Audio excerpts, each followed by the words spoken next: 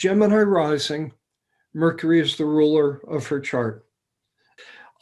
So here we are linking the idea of the basic ascendant idea that self-actualization depends on her finding her voice, that her sense of being the right person at the right place at the right time in the world is inseparable from the sense of developing some confidence in her ability to express herself, and vocabulary, and probably most importantly, just ease when all eyes are on you, and what you need to say in order to feel you have expressed yourself clearly and effectively will take a paragraph.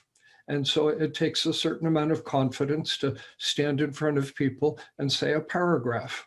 It's just a human thing. This is good for everybody, but if if Gemini is your ascendant, then getting it together, getting your act together, getting your show on the road, feeling at ease in your skin, all these basic ascendant ideas are totally dependent on language and the integration of your social persona with a sense that I am skillful at language. Anybody with Gemini rising, I would say that. Now, let's imagine Mercury is in the fifth house. It's going to bring some fifth house energy into this. The idea that my destiny lies in this kind of verbal fluency that I've just described in some detail. Well, there are lots of ways a person can be verbally fluent and impressive. I could be teaching computer programming or carburetor repair, in your automobile.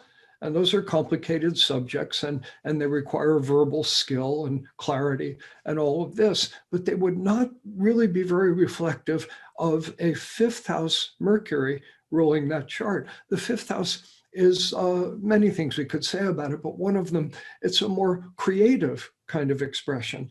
And so the notion of creative writing, the notion, it could go down a lot of roads, being a stand-up comedian. It's not like that's your destiny if this is your chart, but it illustrates and just relate humanly for a moment. You're a stand-up comedian and you're unknown, and here's an audience kind of long-faced, and you're going to step out on that stage and try to make them laugh. How scary is that? Feel the performance dimensions of the Mercury in the fifth house. Writing is the very obvious illustration. So let's say for this person to get her act together, she has to become a creative writer. And the natural expression of her role in the world is to be a creative writer. And so there we see the Mercury expressing the behavioral flowering of the ascendant. Here's the best-selling novel, top of the bestseller list. But in order to get her act together, she has to develop those Mercury fifth house qualities. This is what I meant right at the beginning when I say there's kind of a two-way street here. So I would say study creative writing, write stories that will never get published, learn how to do this.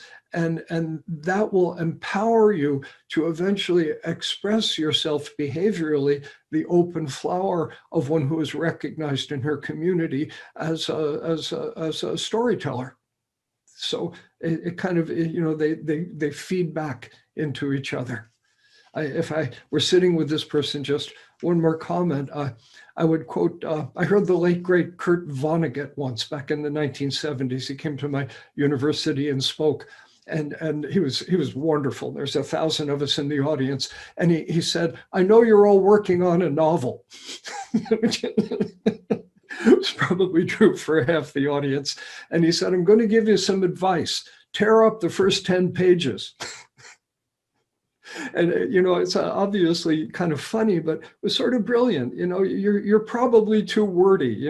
Learn. Jump into the story. Don't prepare us too much. And it's like that's fun to say, but it also illustrates the idea of developing behavioral skills of a Mercury in the fifth house nature. And that's really the point. That would be good advice for our person here.